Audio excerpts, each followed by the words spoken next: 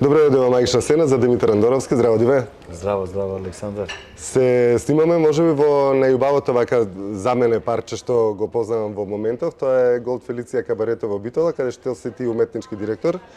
Ти честитам за преубавото нешто што е осмислено овдека, таа кабаретска прослава, забава и како да ја кажеме.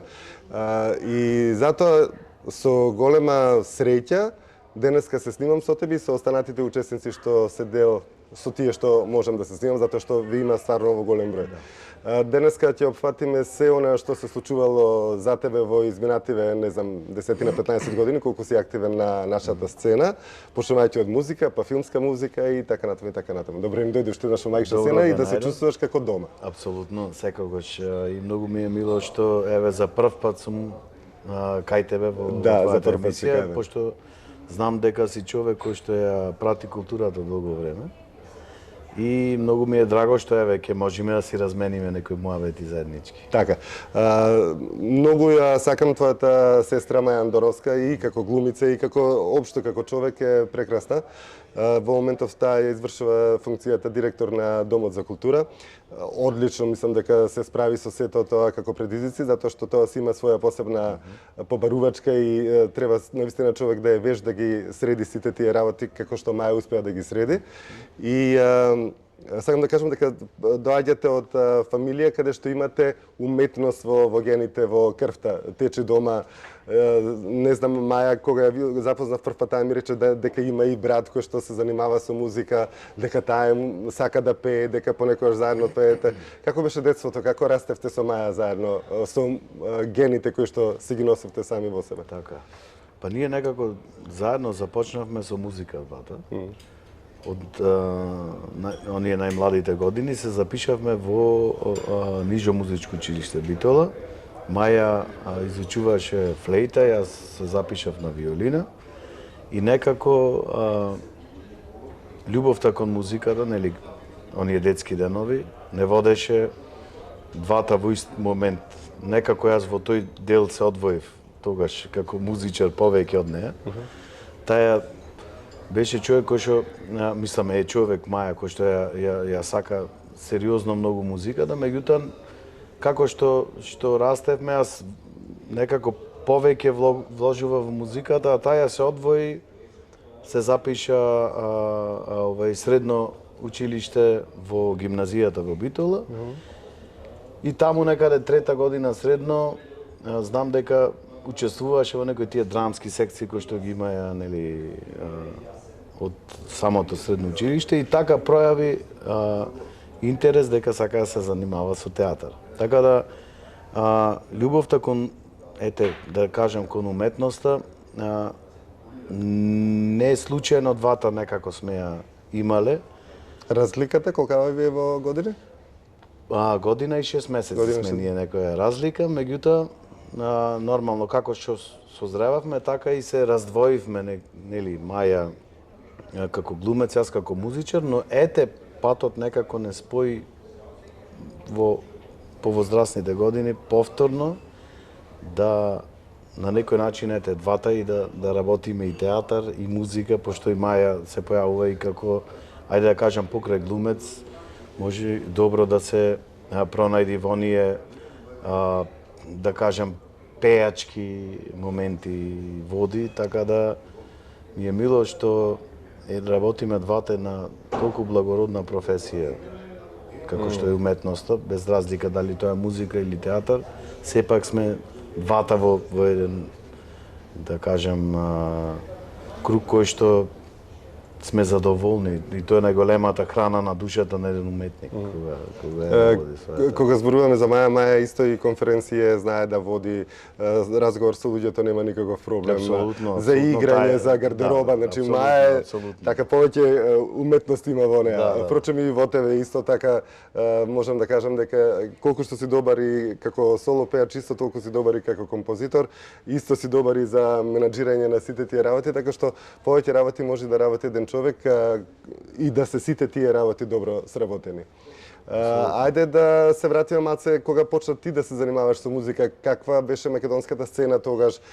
Мислеше ли дека ќе имаш можност да се пробиеш меѓу сите тие големи имиња на македонската поп музика? Па вака, јас почнав во едно време кога музиката во Македонија се уште имаше некој убав сјај. Тогаш бев генерално многу млад, значи моето прво сериозно појавување на македонската сцена беше некаде 2003 година кога за прв пат имаше во Македонија шоу на таленти, тоа беше М2. И од тука беше на мојата, да речам, ајде на некој начин откосна даска, но и љубовта дека естрадата и музиката и целата сцена е некоја магија која што сакам да ја правам и во иднина.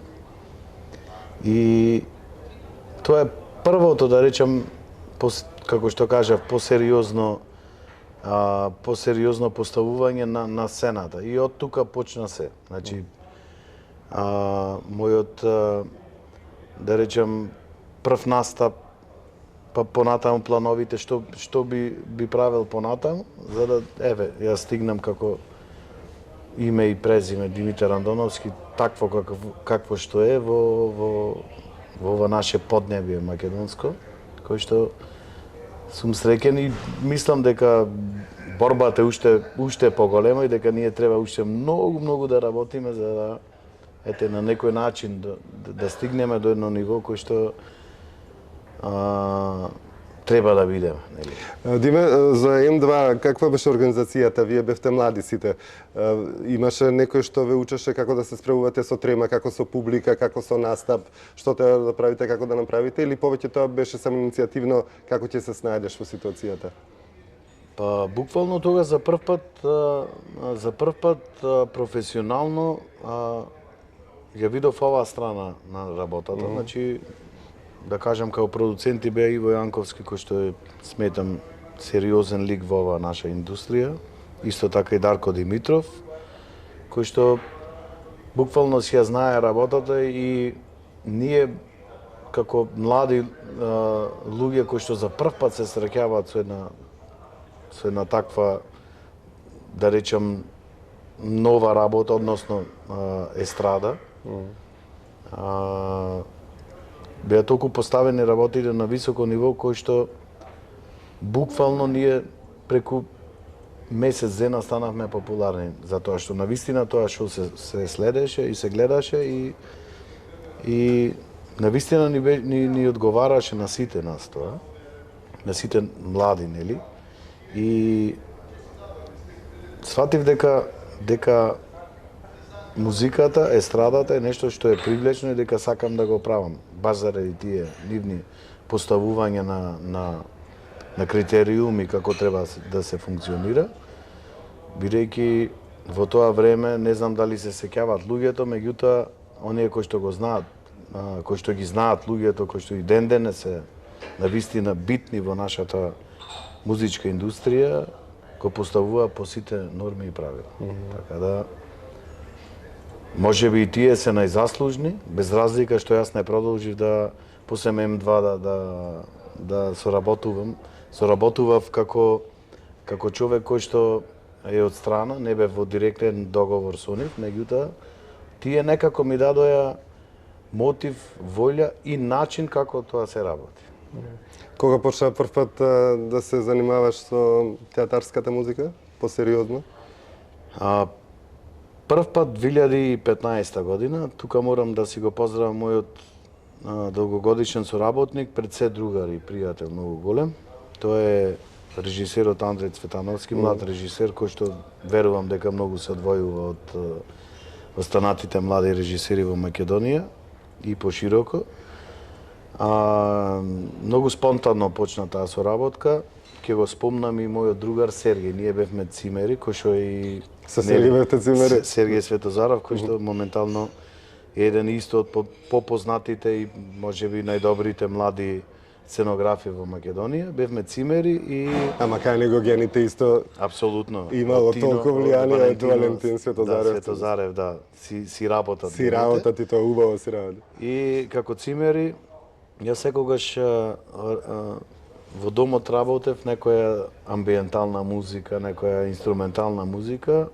И Сергеј беше човекот кој што стално ме викаше ти си измислен за да работиш во театар. Меѓутоа тоа се беше како некоја ајде да речем нафрлена идеја, јас си го правев тоа некако природно. Сергеј како другар нормално го препознаваше. И тие беа во блиско пријателство со Андреј и вика еден ден ќе те запознам со еден мој многу добар другар, бидејќи ние генерацијски да напоменам сме тука, Така, горе-долу. И вика ќе те запознам со Андреј, кој што сега само што заврши на факултет, од факултет и е многу интересен како млад режисер. И мислам дека ако ве спојам заедно, дека може да направите нешто сериозно. Така испадна првата соработка во Велешкиот театар Джинот, кога за прв пат работевме представата Крал Либи. Тоа е уствари моето прво појавување како автор и композитор на представа во Велешкиот театар. И со толку многу голем елан и сила го изработив тоа што веднаш посем тоа не побара и други режисери, посем самата представа, посем самата премиера. И некако сватив дека таа магија ме обзема и дека сакам да едноставно сакам тоа да го правам, дека театарот е нешто кој што сериозно ме привлекува, односно мојот дел во театарот како форма, да, меѓутоа и музиката кој што сметам дека е еден битен елемент во театарот. Јас стално му викам на моите колеги дека музика во една представа е исто како уште еден глумец, нели во самата представа. Ако музиката го поддржува целиот процес, тоа е исто како еден глумец, така да ми е сериозно креативен процес и нешто што сакам да го правам и ќе го правам, верувам, до крај на мојот живот. Дали ме држат силите, нели? После се средеја представи. Да, после се редеа представи. Беше често со Андре. Јас сум можеби најголемиот број на представи ги имам направено со Андре, меѓутоа тој е човек кој што пак ќе кажам ја има најголемата доверба кон мене во однос на музиката. Јас многу пати него му викам дај смени човек, бидејќи јас имам нели еден сенс, секој еден човек има некаков сенс, некаков белег во својата работа. Као за да смениш, можеби не сум секогаш точен во тоа што го правам, меѓутоа Андреј одлучил дека тимот не го менува и тоа мислам дека можеби до негде му е правилно. Меѓутоа неговите соработки и од она што и останатите режисери го гледале, но и публиката ми се отвориле и нови порти. Сум соработувал и со многу сериозни имиња и не само од режисерски имиња, не само од Македонија, него и од да кажам овие нашите балкански простори, како Кокан Младеновиќ. Сум соработувал со многу од македонските исто режисери и така, нешто што ме прави посебно среќен. Сега имаш една соработка во Србија повторно? Да. Сега брзо ти е и премиерата? Точно така. Србија веќе ние работиме подолго време, бидејќи таму сум исто во тимот на Андреј. Андреј како, ајде да кажам, лидер на тимот, како режисер и како оно што го нуди како режисер. Голем број на театри го барат и ни Србија и ние како тим сме зад него нормално. Многу ми е мило што во Вршац направивме една исклучително добра представа Дон Жуан, кој што еве јас како автор на музиката добив две награди, една во Вршац и една во Народно позориште Стерија, кој што таму се во тој дел од другиот дел од Србија се многу значајни фестивали и битни и тие интернационални, да речам, признанија многу добро некако ми влијаат и ми даваат и мотив. Моментално, како што каже, работиме во театарот во Нови Пазар и работиме представата Куќа на граница од Мрожек и забрзо треба да има своја премиера. Баш како се вика се на социјалните мрежи видов дека се е распродадено, дека има голем интерес по она што го објави театарот како слики, како маркетинг и мило ми е што еве ние како македонци имаме можност да се појавуваме во една соседна земја кај што верувам дека и таму има големи уметници, и таму се прават доста сериозни проекти и така натаму. Мислам дека ние како луѓе кои што доаѓаме од Македонија представуваме нашата земја сериозно и им даваме на луѓето во Србија дека во Македонија има сериозни имиња кои што мислам дека не само во музиката, него и театар и се она што се вклучува уметност е нешто што значи и треба да се вреднува. Така, затоа и Андреј Лани беше меѓу 10 најдобри режисери во Србија за изминатата година. Апсолутно, верувам дека е така и без разлика не го зборувам тоа пристрасно. Сигурен сум ние кај нас се уште го имаме, нели, онај синдром дека кога ќе те прифатат малце повеќе од страна, па тука добиваш поголема вредност. Кај Андре исто тоа ген има и од татко ми беше одличен режисер. Брат му на Андре, да не речам најдобар глумец во Македонија, Дамјан Цветановски. Тој е таков капацитет на актер што ретко се раѓа. Апсолутно се сложувам и со Дамјан сме работеле исто на многу проекти.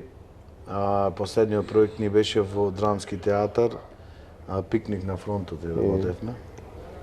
Што сметам дека исто беше една сериозно добра представа. Се надеваме дека и оние кои што имаа можност да ја видат, ќе се сложат. Сега го гледав во Бела куќа, во Маната, одлично, дуодрама. Супер. Со Ана Јовановска, предобри двајца. Супер, да, Дамјан е дефинитивно од младите актери, еден од оние кои што мислам дека ќе остават сериозен траг во Сигурно, тоа македонското глумачко. Значи со убаво друштво се дружиш, Диме? Па види, во принцип секогаш пробувам со убаво друштво да се дружам и тоа е на некој начин она што ме води, бидејќи секогаш со луѓе кои што се разбираш, имаш обострана комуникација добра, се прават и добри дела, кога ќе се работи за уметност. Глумците меѓу себе многу се дружат и режисерите и општо сите што се во таа уметност се дружат, дружелюбиви се луѓе. Имаат потреба да им кажуваш каква е представата, каква е режијата направена, каква е улогата. Каква е ситуацијата кај пеачите? Се дружат ли вистински пеачите или не? Па мислам дека е слично исто како глумците. Се разбира дека е многу битно, дали се тоа глумци, пеачи, режисери, мислам дека е многу битен или надворешен човек кој што разбира што тие прават, е многу битно кога им даваш поддршка за работата што тие ја прават. Бидејќи мислам дека тука најдобро се осеќаат сите уметници, затоа што видете, уметноста не е пари, не е бизнис, не ја гледаме ние така. Аплаузот за нас е најбитен, признанието најбитно. Ние даваме дел од душата, дали е тоа музичар, пак ќе речам, или глумец, или како и да е. Тој се трга од својата нормалност, се клава во функција на представата, на ликот, го доловува и го носи во еден сосема уметнички нов израз дава и мислам дека најголемата награда за еден уметник е признанието. И тоа признание нема цена. Тоа признание е нешто кој што може би само да биде мотив плюс за истиот тој уметник да за следниот процес кога ќе дојде да се вложи плюс, да даде уште повеќе од тоа што претходно го работел и нормално да се надградува и како уметник и како не знам и како личност, бидејќи секој процес те надградува и како личност, не само како уметник. Во секој процес ти на работа учиш нови работи, се запрашуваш за многу моменти, со секој, барем представите нас многу често ни даваат прашања за да кога ќе заврши една представа да се замислиш дали некои битни прашања кои што лично ние сите ги носиме, дали се така или се вака, нели? И тоа е еден многу убав процес кој што верувам дека секој еден уметник го доживува, бидејќи пак ќе речам, не е битно ништо, битно е да направиме добар процес и да се изградуваме и да се надградуваме со секој еден момент. Кога има порака представата, уште подобро е прифатена од народот. Вчера немаше ти можност, не стигна на време да ја проследиш премиерата на 80 години од постојањето на Битолски театар. Да, за жал. За жал, таква убава представа, Ѓорѓе Сугаревски мислам дека се вика представата, толку убава порака има, 80 години, пред 80 години поставена исто како денеска да е напишана и како денеска некој нов режисер прв пат да ја поставил, а не како да било пред 80 години. Јас се расплашав, бидејќи ме интересираше и ми е криво што не бев на представата. Еве, мојата мајка, пошто беше таму, прво не ја прашав и таа ми кажа толку многу ужива во сите три представи, што и целата таа приказна, вика, кој што се случи, уствари е пресликана и во денешно време, ништо не е променато, интересно беше се поставено, така да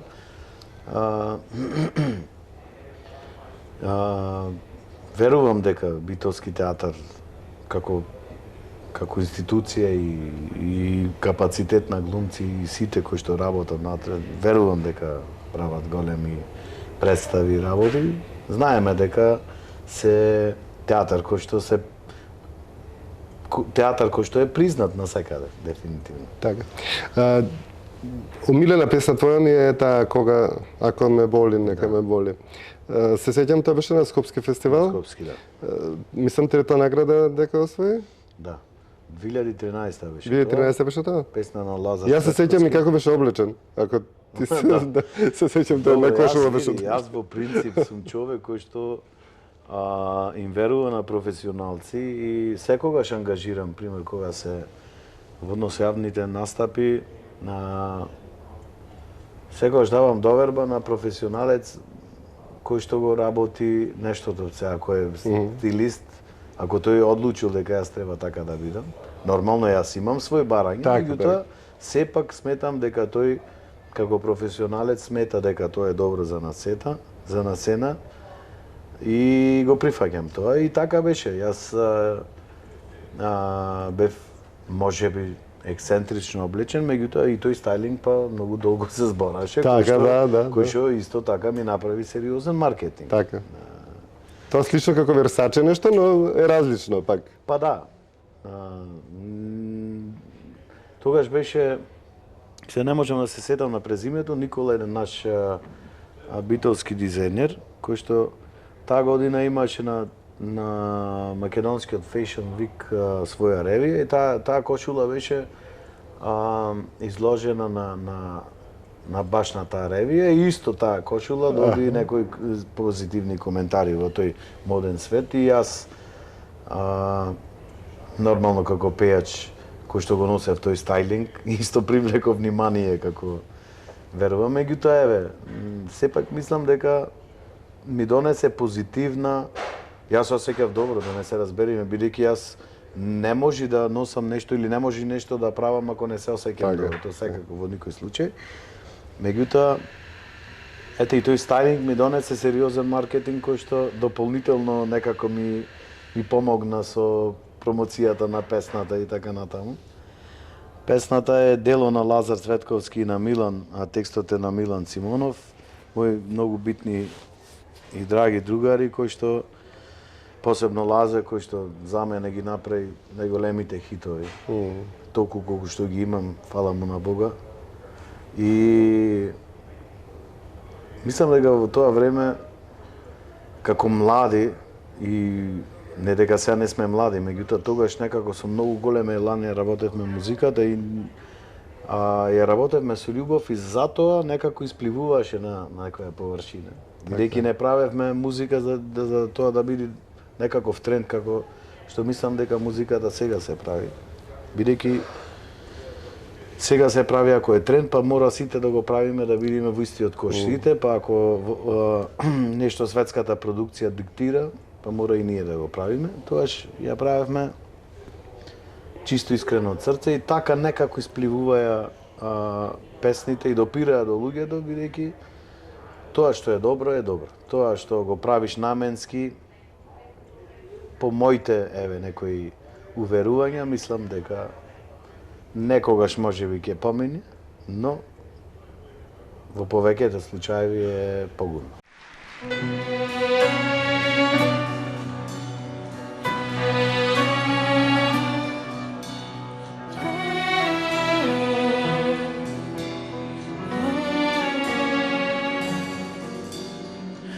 Нема назад да се врати, се што било се памти, срце пати и не те заборава. Време тече, време оди и со себе болка води. Не знам каде да најдам утеха. Ако ме боли, нека ме боли, нека ме боли за се. Ако си одиш, ако си одиш, ако одиш некаде, јас ќе пројдам преку се, ќе се снајдам еден ден, ќе сум среќен ако си среќна некаде. И ако ме боли, нека ме боли, нека ме боли за се. Ако си одиш, ако си одиш, ако одиш некаде, јас ќе пројдам преку се, ќе се снајдам еден ден, ќе сум среќен ако си среќна некаде.